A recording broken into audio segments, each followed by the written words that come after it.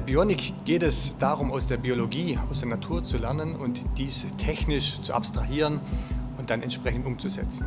Also es geht uns nicht darum, die Natur zu kopieren, sondern es geht uns darum zu lernen und sozusagen der Funktion, die für uns relevant ist, in dem jeweiligen biologischen Vorbild möglichst nahe zu kommen. Und diese Funktion, die können wir dann an ganz anderer Stelle in unserem industriellen Umfeld auch wieder einsetzen. Und so ist auch unser Ziel, in Zukunft die Technologie immer näher an die Natur heranzuführen und ihr anzupassen, als immer weiter davon wegzukommen, was jetzt momentan die letzten Jahrhunderte immer der Fall war.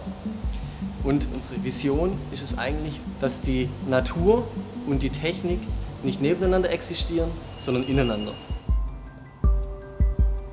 Auf der einen Seite wollen wir natürlich faszinieren für Technik. Dafür haben wir zum Beispiel Flugobjekte, einen Vogel, eine Libelle, Schmetterlinge oder auch ein Känguru zum Beispiel gebaut. Auf der anderen Seite wollen wir viel lernen von der Natur und untersuchen dort sehr gezielt Mechanismen, aber auch Algorithmen zum Beispiel. So haben wir Ameisen oder die Chamäleonzunge untersucht. Und natürlich wollen wir möglichst nah am Kerngeschäft auch Ideen finden, die dann tatsächlich zu konkreten Produkten werden. Da haben wir Greifer zum Beispiel entwickelt, inspiriert von der Fischflosse.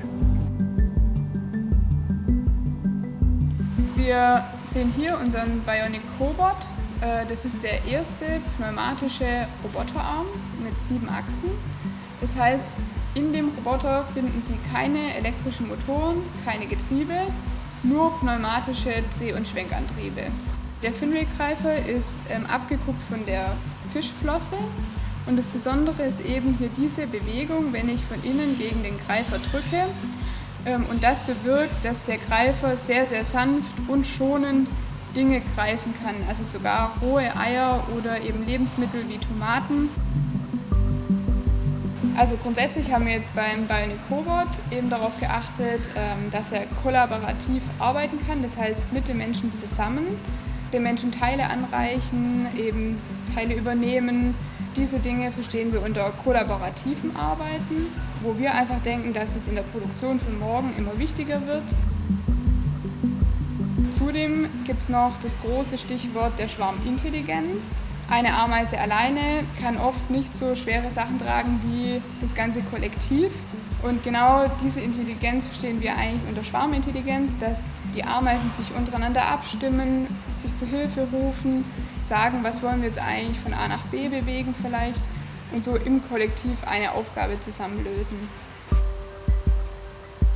Wenn man versucht, einzelne Aspekte aus der Natur nachzubilden, bekommt man eben sehr viel Respekt davor, was die Natur dort geschaffen hat und lernt eben auch, dass man auf sehr, sehr viele Dinge achten muss, wenn man versucht, das nachzubilden.